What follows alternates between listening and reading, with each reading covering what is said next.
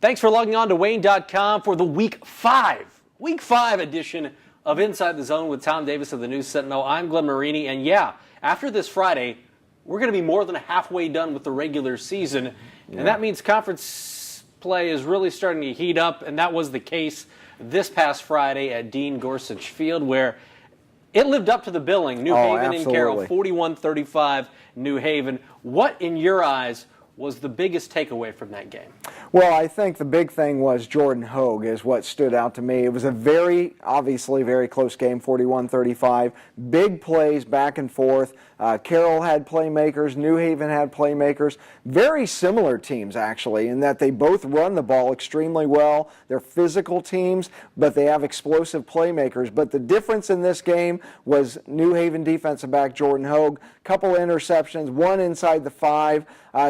He made a little bit of an impact offensively, but really New Haven, I wrote a story the other day that they really fit their community. They're a blue-collar, gritty, tough team that runs the ball when they need to, and they can overpower you. They don't go down at the first hit, and they showed guts the other night. 4th and short, with a game on the line, they go for the fake punt, direct snap to Hogue, and he gets the first down. They keep the drive alive. Ultimately have to punt to Carroll, but yet that New Haven defense steps up again, shuts Carroll down on the final drive, and seals the win. Game could have gone either way, but yeah, it was absolutely fantastic to be there. Last year was an easy pick at the beginning of the year for Player of the Year, who you thought would be Player of the Year. Jalen Smith is one of the best we've ever seen go through Fort Wayne, the best linebacker in the country last season, as evidenced by the Butkus Award. But if you'd have asked me at the beginning of the season, I would have picked DeMarcus Moon, perhaps, knowing that he was playing on both sides of the football and what he was able to do as a running back at Dwenger, transitioning that to Northside.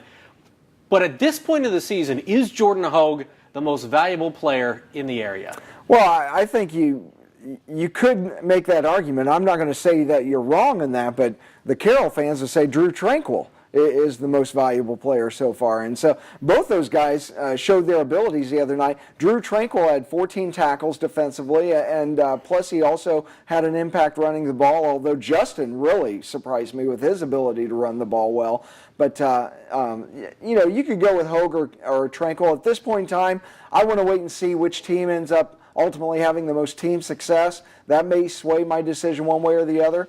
David Morrison's having a nice year at quarterback for Concordia. Mike Fiacable, Ryan Watercutter, some of those guys at Dwenger, they're going to say, hey, we're the best team. Maybe one of us deserves that honor. So I think it's way too early to go out on that limb. But, yeah, it's interesting you bring up DeMarcus Moon. Blake Sebring and I were just in the News Sentinel newsroom talking about that. He didn't even have a carry the other night. But it shows you Northside doesn't need him to carry the ball, and they've talked about the impact that he's going to have at linebacker this year, but it's just amazing to me that he was the workhorse for Dwenger a year ago, and now he's not even really contributing offensively for Northside. Yeah, I wonder, there's probably something more to that, because I was out at that game at Chambers Field, and Nick Cook was having himself a nice night, a little speed back, had some talent, broke some big ones.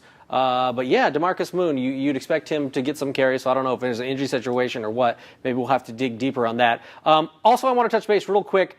Snyder at Penn 38, Snyder 0. I think we didn't know exactly what to expect from Penn. We knew they were going to be good.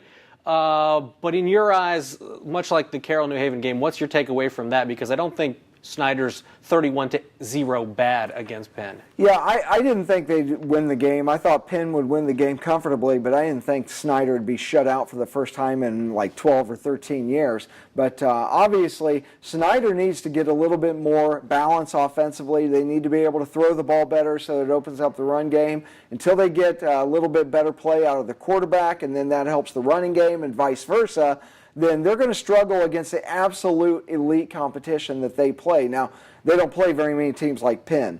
But, relative to that, kudos to Northside and Bishop Dwenger, because they're both really challenging themselves this week. Dwenger's going to Cincinnati to play LaSalle. Northside's going up to Mishawaka.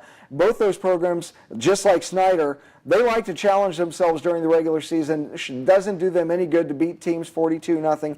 But, yeah, I think Snyder is good this year for the Fort Wayne area, but statewide like they were last year, I don't know if they can hang with the absolute best teams. And Penn very well may be in Lucas Oil Stadium when it's all said and done. Very true. They are a contender for the 6A title.